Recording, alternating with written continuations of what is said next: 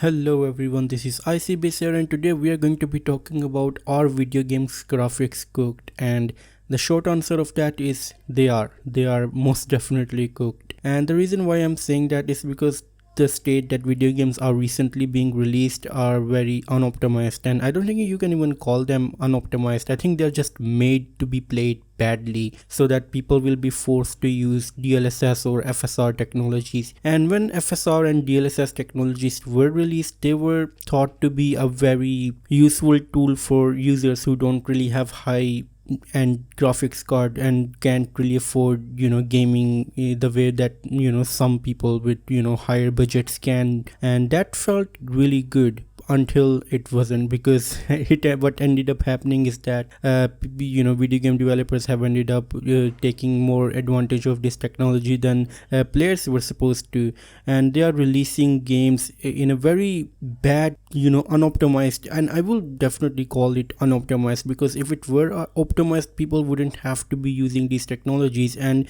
the most infuriating thing is that nowadays video game developers are including DLSS and FSR in their requirements for the games, so they make these games with the mindset that people have to use these technologies, which is baffling. Like, if you read those requirements for any newer game that's coming out, they will say that if you want to achieve 60 fps for this certain game, then you will have to enable DLSS or FSR, which is baffling. Like, video games developers should not even consider that as an option. And what led me to make this video was because recently, for the first time ever, actually I sat down and I played Ghost of Tsushima, and wow.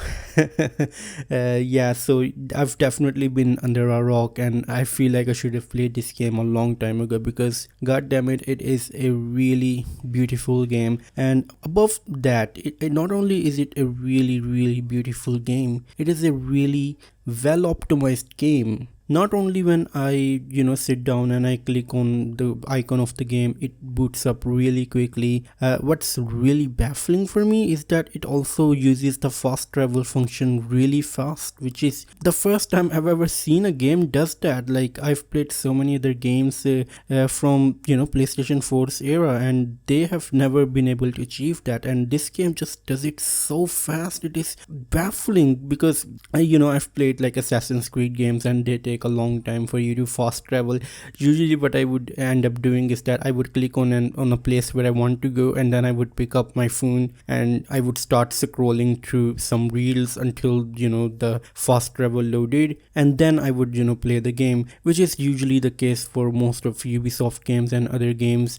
But when I clicked on fast travel, I just grabbed my phone and I looked up at the screen, and it's there, it's loaded, I've already traveled, which is amazing. Like, some of you guys might have this technology and you're like, wow, so this guy doesn't really know what SSD technology is like. I have an SSD, but I'm not, I don't have games installed in an SSD storage, which is definitely another discussion for another day, I suppose. But yeah, this is definitely an interesting thing to see. Like, not only does Ghost of Tsushima visually looks really good, it is really well optimized as well.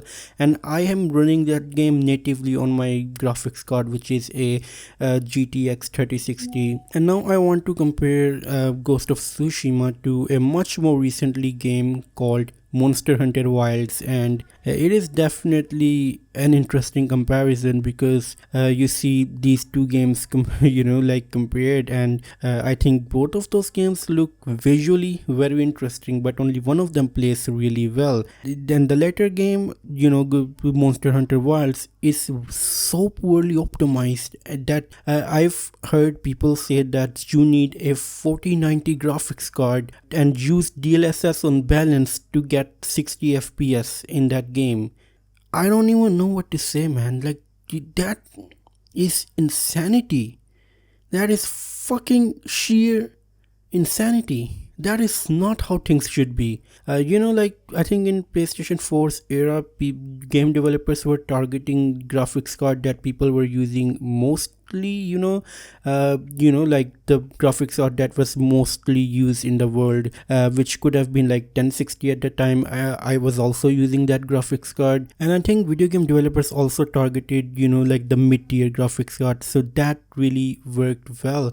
But nowadays it's really infuriating to see that some of the developers are pushing games with ray tracing already enabled in it, and you can't even turn it off, which is again a really bad way to sell your games, because when you're a video game developer you want your game to be played by as many people as possible. And when you're pushing these things with really janky, unoptimized, bloated games, and you expect people to play them with ray tracing and the highest possible rig that they have, I don't think that most people can do that, because frankly speaking, I don't think that there are many 4090 users in the world right now. There might be a couple of thousands, maybe 10,000, but is that really your market that you're targeting? A couple of thousands of people that you're going to market your game towards, instead of like millions of other people out there that might have medium tier graphics card like me. It is again really infuriating that video game developers would be doing something like that they would even consider to put DLSS as a default setting for their games.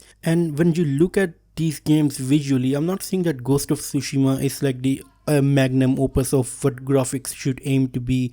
I'm playing that game, I think it looks really good, but even I noticed that sometimes the textures look not that high res, or the characters look sometimes very muddy, and sometimes that game looks very stylized like Breath of the Wild, and sometimes that game looks really realistic, but that game achieves its purpose. It's a really good game set in Japanese setting, and it does that really well. Can you really say that about most of the modern games that are being released recently? I'm tired of playing games that look muddy with DLSS. I mean, I've played Cyberpunk, and I got my 3060 recently, and I was like, what, I'm going to enable DLSS, and I'm going to enable ray tracing, and I'm going to see this, and I'm going to play this game in all its glory. What ended up happening was, of course, with ray tracing the shadows looked really nice, but with DLSS everything looked really horrible and muddy. It was in an unplayable state, even though I was getting like 70-80 FPS. I just hated the way that game looked. So I went ahead and I disabled DLSS, and I disabled ray tracing, and I just played the game natively, and it looked so much better. It looked so much crisper on the higher settings. The point isn't that if ray tracing is good or not. Of course, path tracing in the Cyberpunk makes that game from looking like a video game to actual real life. I'm not saying that ray tracing is bad, but I'm just saying that the DLSS look in video games is horrible. It makes games look so bad, and the only game that I've actually enabled DLSS in is Silent Hill, because it's like a third-person horror game. You can actually get away with enabling that, but yeah, like I think DLSS is a horrible thing. I don't think that most people actually notice how horrible it looks. I've played Cyberpunk in quality mode with DLSS, and it looks trash. I'm sorry, like it looks horrible. So I just played it natively, and it looked really good. So yeah, I don't really understand this push for games with really high requirements, and mostly you could see that with Bethesda games, with Starfield requiring really high graphic setting. And forget Starfield, they recently released Indiana Jones, which requires people to have ray tracing enabled by default, and it has a really high system requirements for that game to play, which is insane. Because when you look at the game, when everything comes down to this, when you look at the game visually, it just doesn't look that impressive. Like I don't think that it looks any better than The Last of Us Part 2. So I don't get why you need that high over requirements. I don't I wouldn't care if you made a game that was competing with PlayStation 4's era's graphics, and it required the same amount of